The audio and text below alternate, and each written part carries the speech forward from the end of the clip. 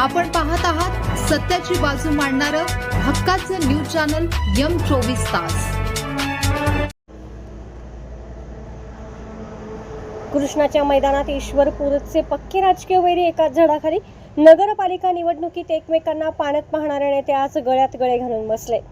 राजकारणात कोणी कोणाचा कायमचा शत्रू नसतो आणि मित्रही नसतो या उक्तीचा प्रत्यय आज ईश्वरपूरमध्ये पुन्हा एकदा आला। निमित्त होते यशवंतराव मोहिते कृष्णा सहकारी साखर कारखान्याच्या पंचवार्षिक निवडणुकीचे। मागील डिसेंबर महिन्यात झालेल्या ईश्वरपूर नगरपालिका निवडणुकीत जे नेते एकमेकांना राजकीयदृष्ट्या संपवण्याबद्दल जिद्दीला पेटले होते तेच आज भर दुपारी गटतट आणि पक्षाचे झेंडे बाजूला ठेवून एकाच झाडाखाली हसत खेळत गप्पा मारताना दिसले। ईश्वरपूरमधील जिल्हा परिषद शाळा क्रमांक 1 समोर असलेल्या पिंपरणीच्या झाडाखाली आज चक्क मिनी विधानसभा भरल्याचे चित्र होते।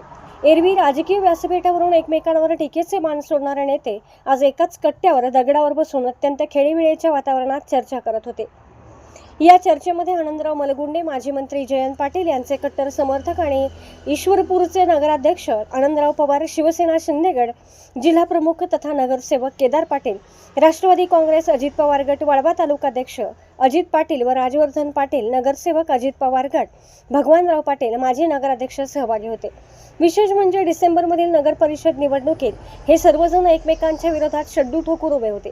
नगर परिषदेत नगराध्यक्ष आनंदराव मलगुंडे यांना प्रशासकीय कामावरून आक्रमकपणे जाब विचारणारे शिंदे गटाचे जिल्हा प्रमुख आनंदराव पवार आज मलगुंडे यांच्याशी थेट गप्पा मारत होते।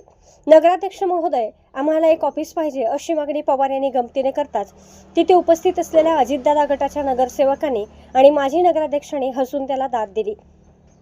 हे सर्व नेते वेगवेगळ्या पक्षांचे आणि विचारसरणीचे असले तरी कृष्णा कारखान्याच्या निवडणुकीत जयंतराव भोसले सहकार पॅनल यांच्यासाठी सर्वांनी आपली प्रतिष्ठा पणाला लावली आहे।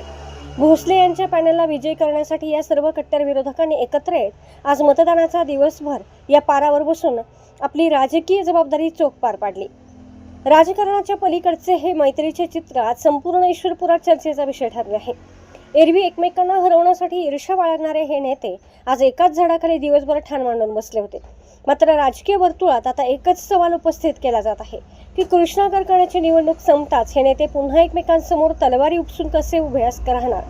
कारखान्याची निवडणूक मिटली की स्थानिक राजकारणाचे रंग पुन्हा बदलणार हे निश्चित, पण पिंपरणी खालच्या राजकीय चर्चेने ईश्वरपूरची खरी संस्कृती दिसून आली।